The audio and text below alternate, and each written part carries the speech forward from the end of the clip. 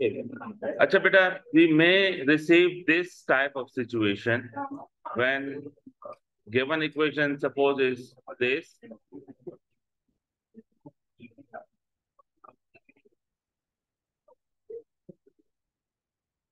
This is given situation.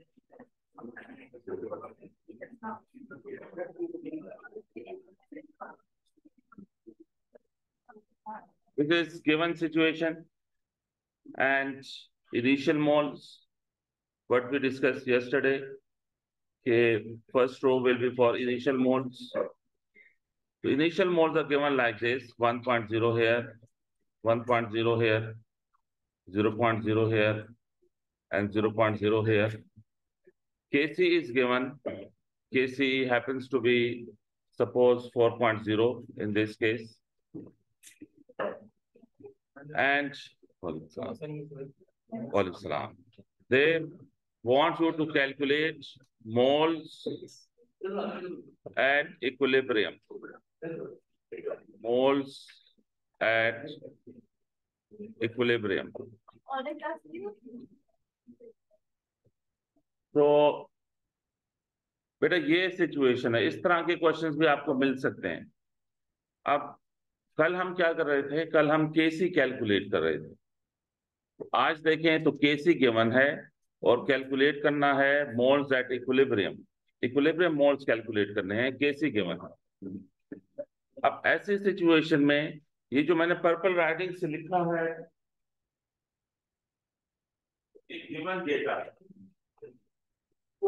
Given data ऐसा है जो मैंने पर्पल राइटिंग से लिखा है, ठीक है। और अब आपने कैलकुलेट करने हैं, क्या कैलकुलेट करना है बेटा? इक्विलिब्रियम मोल कैलकुलेट करना है। तो वॉल्यूम नहीं मेंशन। अब जब वॉल्यूम नहीं मेंशन तो वी हम वॉल्यूम ले लेंगे। वॉल्यूम अगर मेंशन ना हो तो वॉल्यूम को वी कंसिडर करेंगे। देखिए, कल से हम डिस्कस कर रहे हैं कि how to construct this table. Table को कैसे कंस्ट्रक्ट करना है। तो इस एक लाइन लगाएं, इस लाइन के नीचे बेटा क्या डिस्कशन हो रही थी? कौन से मोल्स लेने हैं? इक्विलिब्रियम मोल्स लेने हैं आपने। ये होंगे इक्विलिब्रियम मोल्स। और फिर बेटा इनिशियल मोल्स और इक्विलिब्रियम मोल्स के इन बिटवीन एक रो डेवलप करनी है। किसकी बेटा? रिएक्टेड एंड प्रोड्यूस्ड मोल्स की। रिएक्टेड एंड प्रोड्यूस्ड मोल्स की एक रो डेवलप करनी है। इस केस में नहीं है, क्योंकि इक्वेशन में मोल सेम है, तो केसी का कोई यूनिट नहीं आएगा। अच्छा, अब देखें बेटा, जरा गौर से देखें। अब ऐसी सिचुएशन में जब इनिशियल मोल्स गिवन हो और आपको नहीं पता कि कितने मोल्स रिएक्ट हुए हैं, यू डोंट नो कि हाउ मेनी मोल्स रिएक्टेड, तो ऐसी सिचुएशन में आप सपोज कर लें कि एक्स मोल्स रिएक्टेड। ठीक है, सपोज कर लें कि एक्स मोल रिएक्ट हुए हैं। किसी के भी सपोज कर लें, लेफ्ट साइड पे किसी के भी मोल सपोज कर लें कि एक्स मोल्स रिएक्ट हुए, सारों के सेम होंगे। इस सिचुएशन में देखो 1:1 है। कार्बन डाइऑक्साइड और H2 में इक्वेशन में क्या रेशो है? 1:1 है। तो अगर एक्स मोल्स रिएक्ट हुए हैं तो फिर कार्बन डाइऑक्साइड के तो एक्स मोल हाइड्रोजन के भी रिएक्ट होंगे, राइट। फिर बेटा बताओ, कार्बन डाइऑक्साइड और वाटर में क्या रेशो है? 1:1 है। तो इसका मतलब है एक्स मोल H2O के प्रोड्यूस हुए हैं। ओके, तो बेटा ये एक्स आएगा कि नहीं आएगा? सब में 1:1 है। तो आपने अगर किसी एक को एक्स सपोज कर लिया तो बाकी सारों के रिएक्टेड एंड प्रोडक्ट साइड पे प्रोड्यूस एक्स मोल्स आएंगे या नहीं आएंगे? आएंगे। उसके बाद इक्विलिब्रियम मोल्स के लिए क्या करना? सोचो, स्टार्ट में कार्बन डाइऑक्साइड के कितने मोल्स थे? रिएक्ट कितने हुए? कितने रह जाएंगे? फिर लेफ्ट बिहाइंड 1 - x होगा। ये बात समझ में आई बेटा? हाँ, जब आप x ले रहे हो तो लेफ्ट साइड पे सब्ट्रैक्शन करो हमेशा। जब आप x ले रहे हो तो लेफ्ट साइड पे सब्ट्रैक्शन करो, राइट साइड पे एडिशन करो। बेटा यहाँ क्या होगा? हाइड्रोजन के कितने मोल्स होंगे इक्विलिब्रियम में? स्टार्ट में 1 मोल्स थे, x मोल रिएक्ट हुए, कितने रह जाएंगे बेटा इक्विलिब्रियम पे? 1 - x। फिर वाटर के, सॉरी स्टीम के शुरू में 0 मोल्स थे, x प्रोड्यूस हुए, तो इक्विलिब्रियम पे कितने मोल्स हो जाएंगे? x। और ये भी x हो जाएंगे बेटा। ये इक्विलिब्रियम मोल्स हो गए। अब बताओ कॉन्सेंट्रेशन के लिए क्या करना है? कॉन्सेंट्रेशन होती है मोल्स ओवर वॉल्यूम। आप जब वॉल्यूम नहीं गिवन तो वी ले लें, ये मोल्स ओवर वॉल्यूम कॉन्सेंट्रेशन हो गई। 1 - x मोल्स हैं ओवर वॉल्यूम, ये कॉन्सेंट्रेशन हो गई।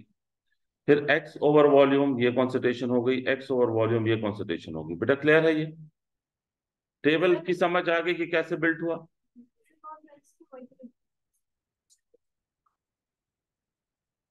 शुरू में कितने मोल्स थे? 0। x प्रोड्यूस हुए तो टोटल कितने हो गए? x हो गए। अब केसी एक्सप्रेशन बेटा क्या होगा? What is KC expression? Steam के स्टीम की concentration into carbon monoxide concentration divided by carbon dioxide concentration into hydrogen concentration. ऐसा है बेटा। अब वैल्यूज इसमें प्लग करनी है। केसी की क्या वैल्यू है? 4 है। ओके। और H2O की स्टीम की क्या कॉन्सेंट्रेशन है? X over v into x over v divided by 1 - x/v into 1 - x/v। बेटा v का क्या होगा? v कैंसल आउट हो जाएगा। ऊपर भी वी स्क्वायर है, नीचे भी वी स्क्वायर है, v कैंसल आउट हो जाएगा। What you are left with 4 equals x square divided by 1 - x whole square. ठीक है। अब ये 1 - x होल स्क्वायर का क्या करना जी?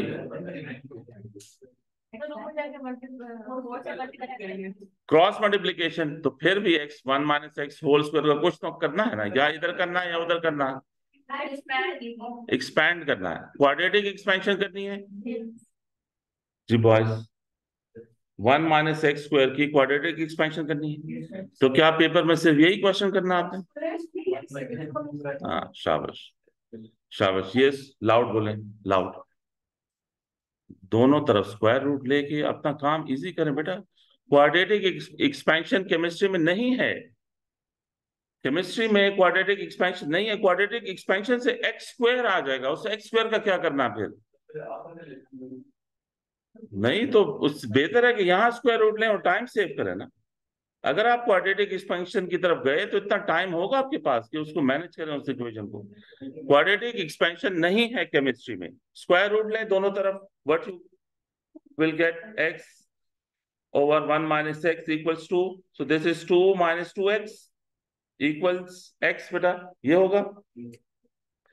फिर 2 equals 3x हो जाएगा।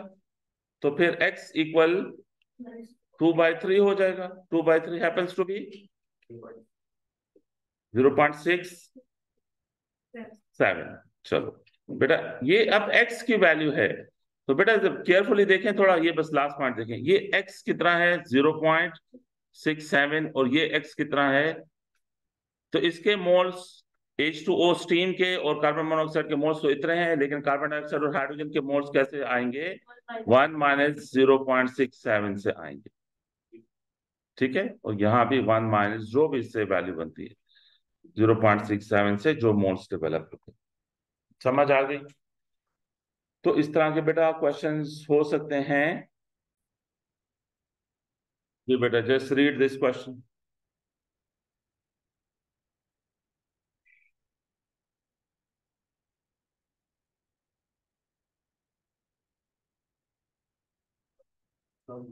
सलाम। रीड करें, क्या कह रहे हैं ये question?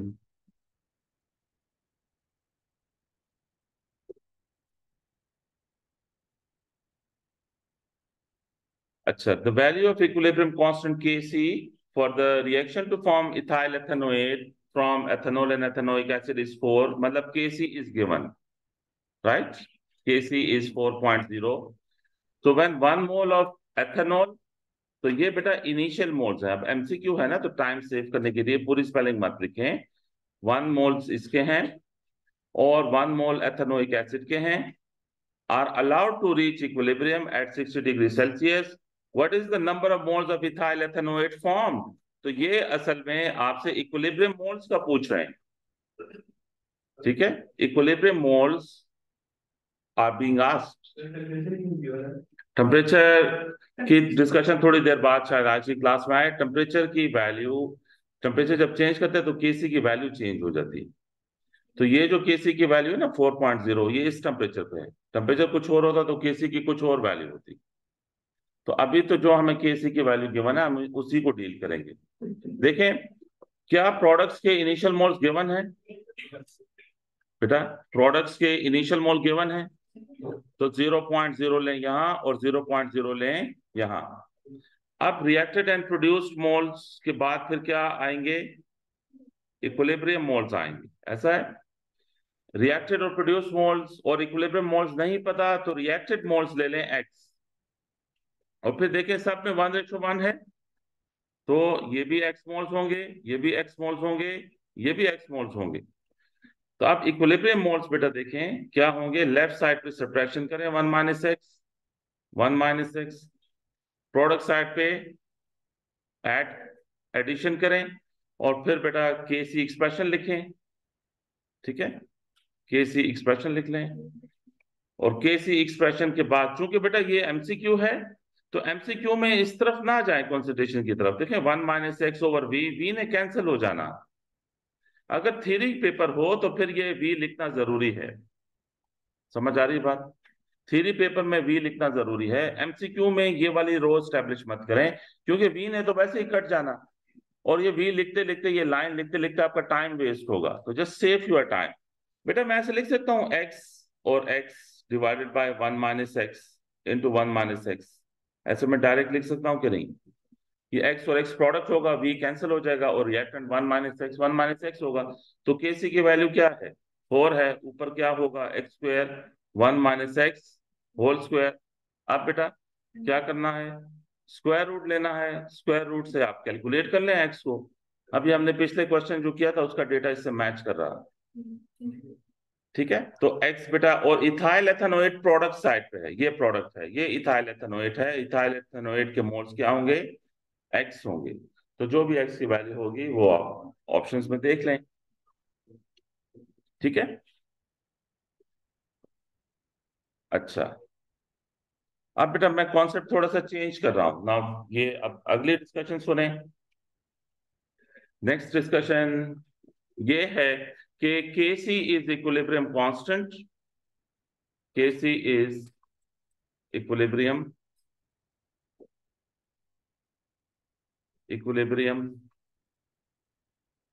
Constant.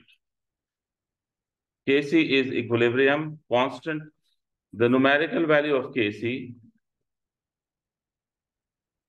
the numerical value of Kc does not change,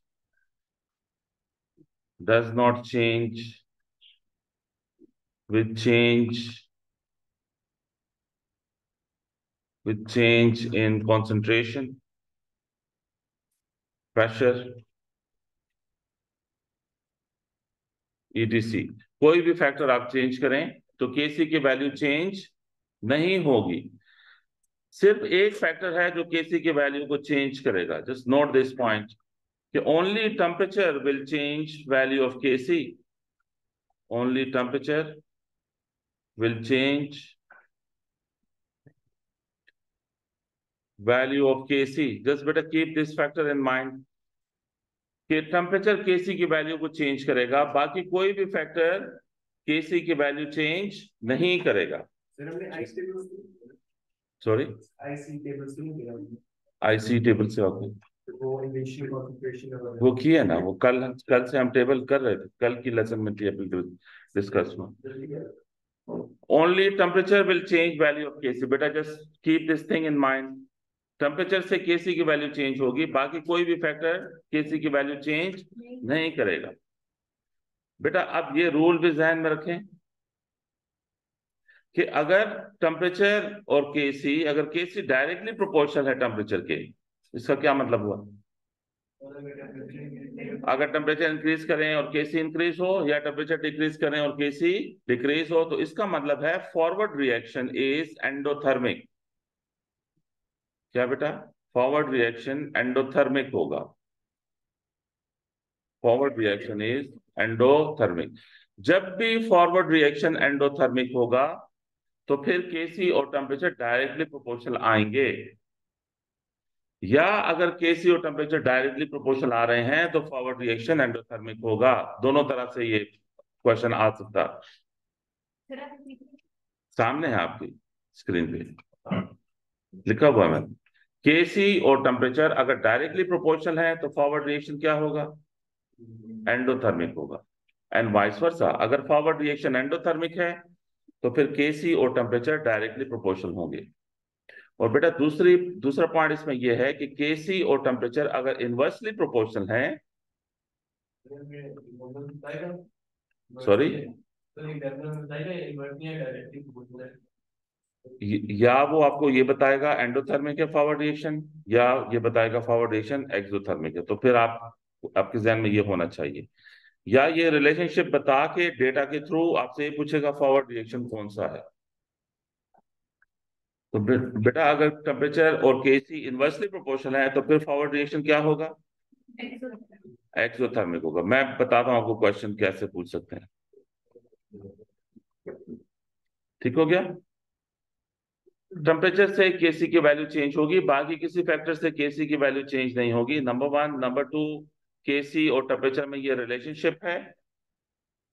ये रिलेशनशिप आपके जहन में रखें और बेटा इस क्वेश्चन को डील करें कि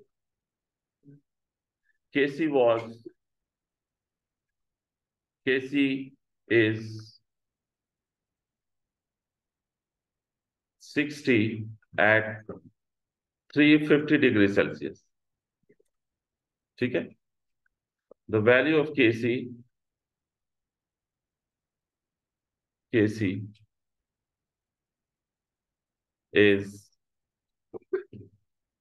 20 at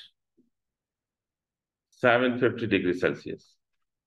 ठीक है? तो अब बेटा आपसे ये डेटा देके एग्जामिनर ये पूछ सकता है कि आप बताएं कि फॉरवर्ड रिएक्शन क्या है। फॉरवर्ड रिएक्शन क्या होगा बेटा? कैसे पता चला आपको? केसी कितना है बेटा? 60 है। किस टेम्परेचर पे?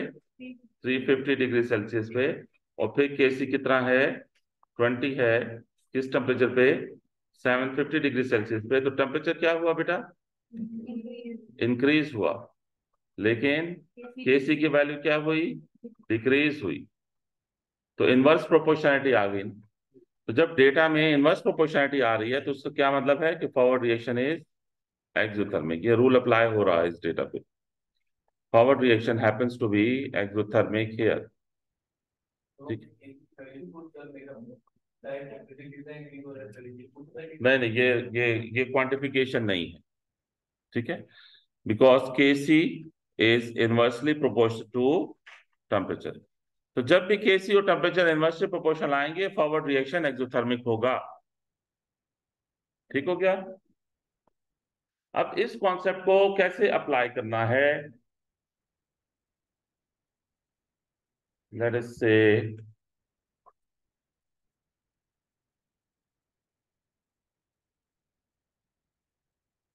से इस क्वेश्चन को देखें बेटा। You are done with the rule बेटा? राइटिंग लिख रहे हो? लिख लें।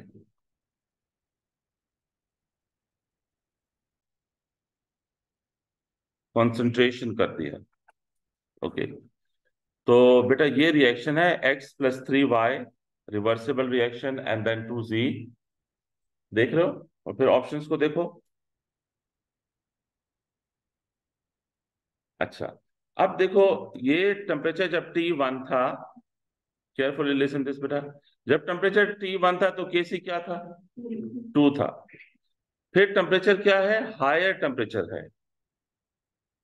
यानी टेम्परेचर T1 से T2 तक टेम्परेचर क्या किया इन्होंने? इंक्रीज किया।